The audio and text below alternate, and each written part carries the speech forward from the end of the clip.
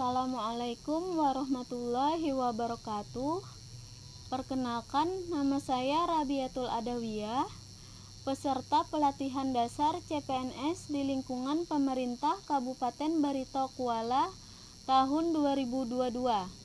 Di sini saya akan menjelaskan tentang analisis isu efektivitas kinerja individu berdasarkan tupoksi bidan. Yang pertama, mengidentifikasi isu. Yang kedua, penapisan isu prioritas menggunakan metode USG. Yang ketiga, menganalisis akar masalah dengan metode Fishbone. Kemudian yang keempat, menemukan pemecahan masalah dengan metode SWOT. Dan yang kelima, menyusun alternatif pemecahan masalah. Nah, di sini kita mendapatkan identifikasi isu. Yang pertama, masih adanya kejadian stunting di puskesmas lepasan. Yang kedua, masih banyaknya ibu hamil resti di puskesmas lepasan. Dan yang ketiga, belum optimalnya cakupan balita yang ditimbang D/S di puskesmas lepasan. Nah, di sini kita menapis isu dengan metode urgensi, seriousness, growth atau biasa disebut USG. Nah, di sini ada 3 masalah. Masalah yang pertama, masih adanya kejadian stunting di puskesmas lepasan dengan skor 3, 4, 4 dengan total 11. Kemudian yang kedua, masih banyaknya ibu hamil resti di puskesmas lepasan dengan skor 4, 5, 5 dengan total 14. Dan yang ketiga, belum optimalnya cakupan balita yang ditimbang D/S di puskesmas lepasan dengan skor 3, 3, 3 dengan total 9. Dari 3 masalah ini didapatkan dengan prioritas masalah, yaitu masih banyaknya ibu hamil resti di puskesmas lepasan.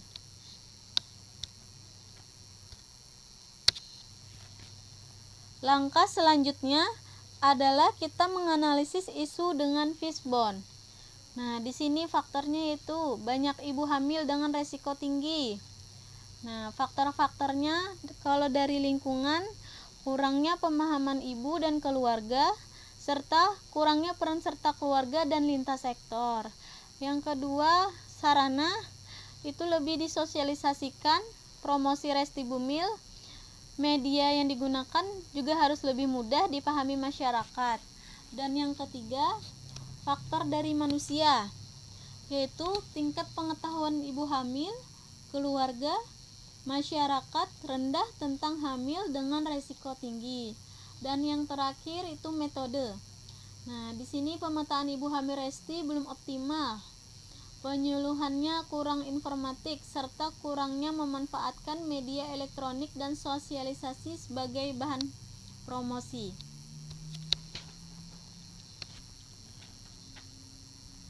Nah, di sini dari analisis tersebut, lanjut kita bisa menggunakan analisis SWOT. Pada analisis SWOT, S itu sama aja dengan kelebihan. Tersedianya tenaga kesehatan dan kader desa yang bisa memberikan pelayanan dan edukasi. Untuk pelayanannya, untuk bisanya cuma tenaga kesehatan. Kalau edukasi bisa kader dan tenaga kesehatan. Kemudian koordinasi antara bidan sudah lumayan baik. Kemudian di sini ada W. W itu sama dengan kelemahan. Nah, pencatatan jumlah ibu hamil resti dan keluarga belum terdata dengan baik. Kemudian terdapat kesulitan untuk mendeteksi ibu hamil resti. Nah, habis itu O. O ini yaitu peluang.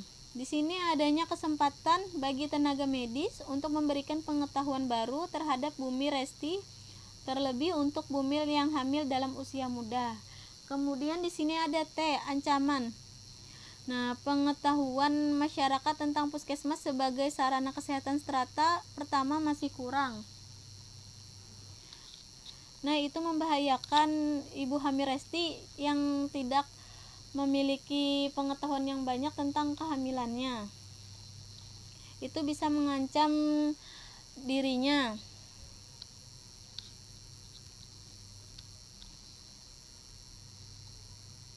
Nah, dari isu tersebut, di sini ada alternatif penyelesaiannya. Yang pertama, pelaksanaan kelas ibu hamil yang dilakukan 1 kali dalam 1 bulan, memberikan penyuluhan serta diberikannya konsultasi apabila ibu hamil memiliki keluhan dengan kehamilannya. Nah, di sini tahap alternatifnya yaitu penyuluhan saat kelas ibu hamil bisa menggunakan media leaflet atau bisa menggunakan video. Kemudian yang kedua, alternatif penyelesaian yaitu adanya Puskesdes yang berfungsi sebagai tempat membantu ibu hamil dalam melakukan pemeriksaan kehamilan dan diberikannya penyuluhan serta konseling bagi ibu hamil yang memiliki keluhan dengan kehamilannya, khususnya berkaitan dengan ada tidaknya resiko tinggi kehamilan. Nah, di situ tahap alternatifnya kita bisa memberikan konseling tentang resiko tinggi pada ibu hamil, keluarga atau suami pasien yang memiliki kehamilan resiko tinggi. Jadi kita memberikan konseling tidak hanya pada ibu hamil, tetapi juga keluarga dilibatkan. Yang ketiga itu alternatif penyelesaiannya memberikan informasi atau pengetahuan kepada ibu hamil resti. Nah, di sini tahap alternatifnya membuat grup WA kelas ibu hamil resti di setiap desa, yang dimana di dalam grup tersebut ada dokter, bidan puskesmas, bidan desa, dan ibu hamil resti. Nah, di dalam grup WA ini nanti entah itu dokter, bidan puskesmas, atau bidan desa itu memberikan informasi berupa video atau informasi pengetahuan tentang ibu hamil resti.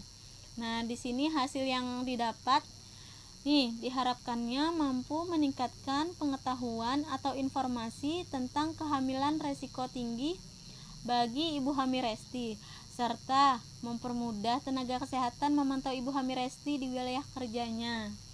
Nah, jadi di sini ada pihak yang terkait, yaitu tenaga kesehatan, bisa dari dokter, bidan, perawat.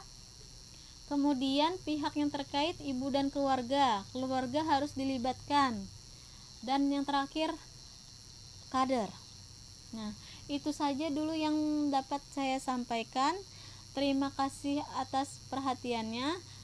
Assalamualaikum warahmatullahi wabarakatuh.